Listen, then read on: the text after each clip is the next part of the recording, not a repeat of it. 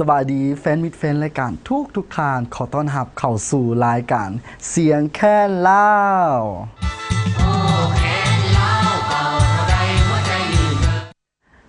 มาพบพ่อกันเป็นประจำเวลาดีๆแบบนี้เนาะนั่นก็คือเวลา 12:30 นาทีนั่นเองจนถึงเวลา 14:00 ชั่วโมงครึ่งเต็มอิ่มที่ทางสมจะได้ฟังเสียงเพลงม่วนๆจากทางรายการของเราบ่ว่าจะเป็นเสียงเพลงลูกธงบ้านนาบอหรือว่าเสียงขับเสียงลำตั้งแต่ภาคเหนือจนถึงภาคใต้นั่นเองและพบพ่อกันในมื้อนี้ก็คือวันอังคารวันที่ 9 เดือนกรกฎาคมปี 2013 นั่นเองซึ่งกงกับขึ้น2 คำเดือน8ลาวพศ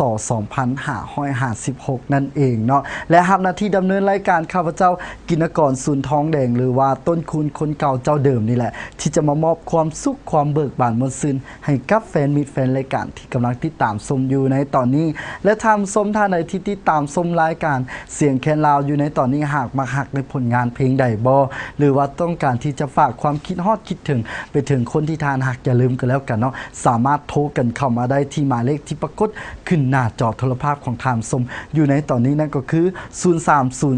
0302036 นั่นเองหรือว่าอยากจะส่ง SMS กันเข้ามาทักทายสบายดีกับรายการเสียงแคนลาวก็ได้เนาะผ่าน2เครือข่ายนั่นก็คือลาวโทรคม1919แล้วก็ ETL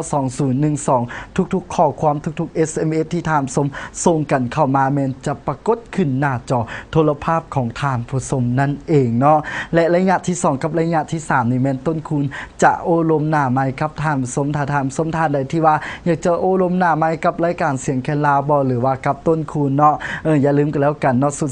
0302036เนาะระยะที่2กับระยะที่3แม่นโอลมหน้าไม้และระยะที่4แม่นตอบแห่งใจให้กับหมดทุกเสียงทุกสายที่ขอกันเข้ามาเอาเป็นว่าต้นสมงแบบนี้เนาะจะบ่อยากจะเสียบรรยากาศที่ว่าเบิกบานมวลซื่นของทางผู้ชมเนาะเอาเป็นว่าเปลี่ยนบรรยากาศไปฟังผลงานเพลงม่วนๆจากทางรายการของเราจัก3ผลงานเพลงแล้วจึงกลับมาพบกับต้นคุณในระยะต่อไปของรายการเสียงแค่นเล่า